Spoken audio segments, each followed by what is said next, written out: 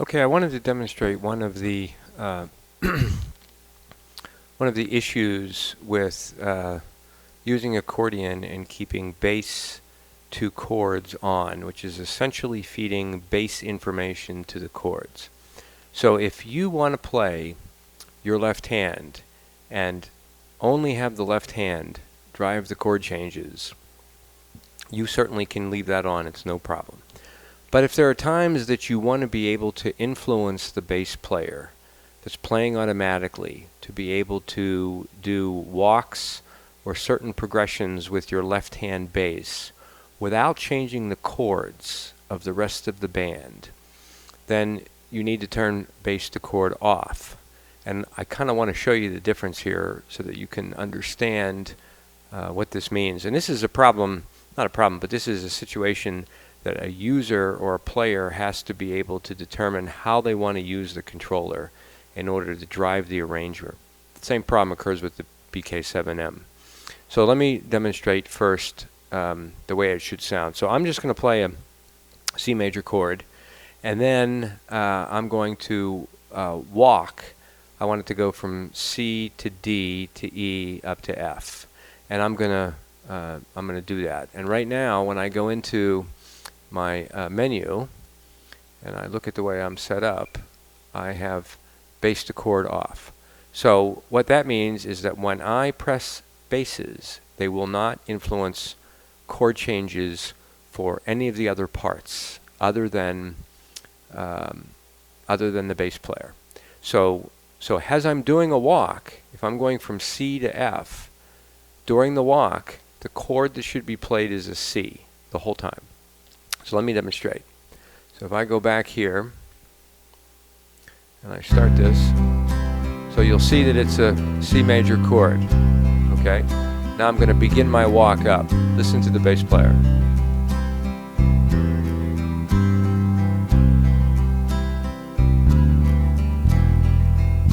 So I did that, right? I played the D with my bass, I played the E with the bass, and I played the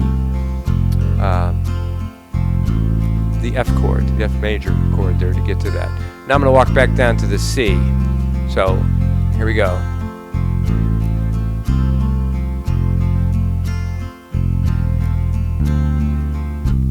Now what's important is as I was walking, if you notice, the chord up there in the top of the display did not change.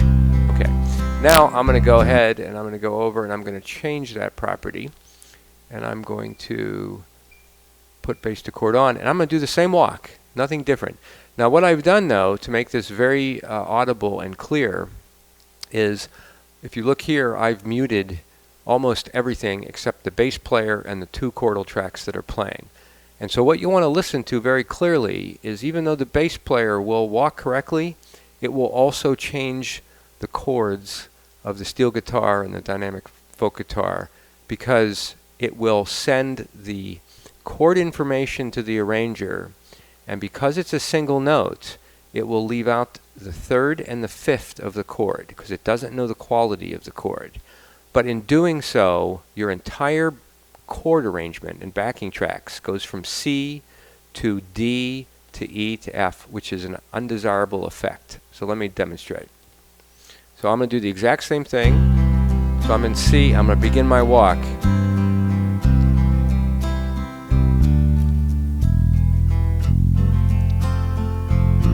Now I'm going to do the reverse. I'm going to walk back down.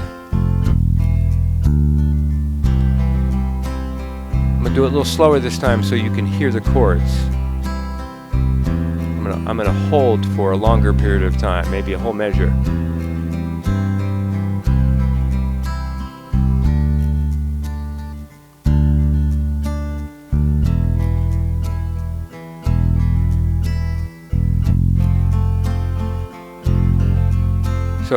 So do you see the advantage of having bass to chords off? Because you can truly drive the arranger and you can make all kinds of walks without affecting any of the chordal structures that are supporting the style.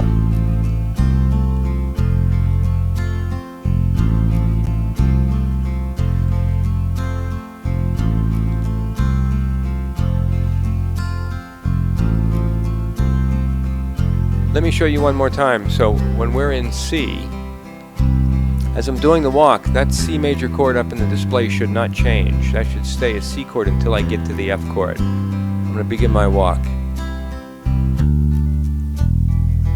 Did you see how the chord changed from C to E? Excuse me, from C to D to E, and then F? Again, you don't want that chord to change.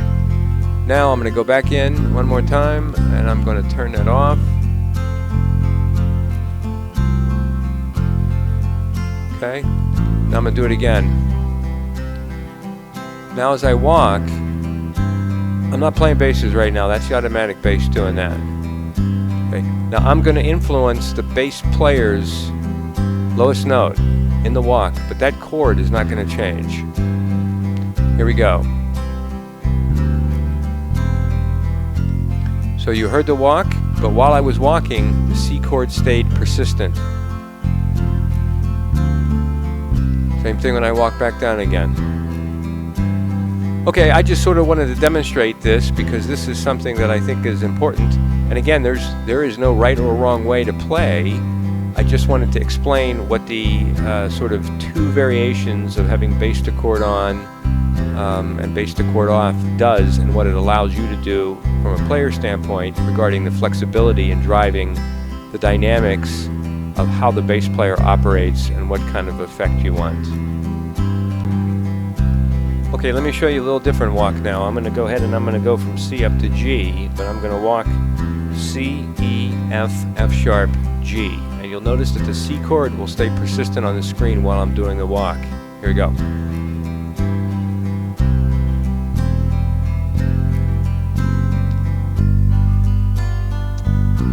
Okay, now I'm going to do that same walk one more time, and I'm going to change the bass to chord mode and go ahead, I'm going to turn it on, and I'm going to do that walk.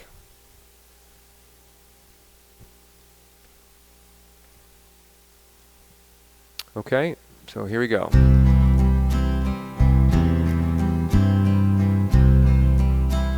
Here we go.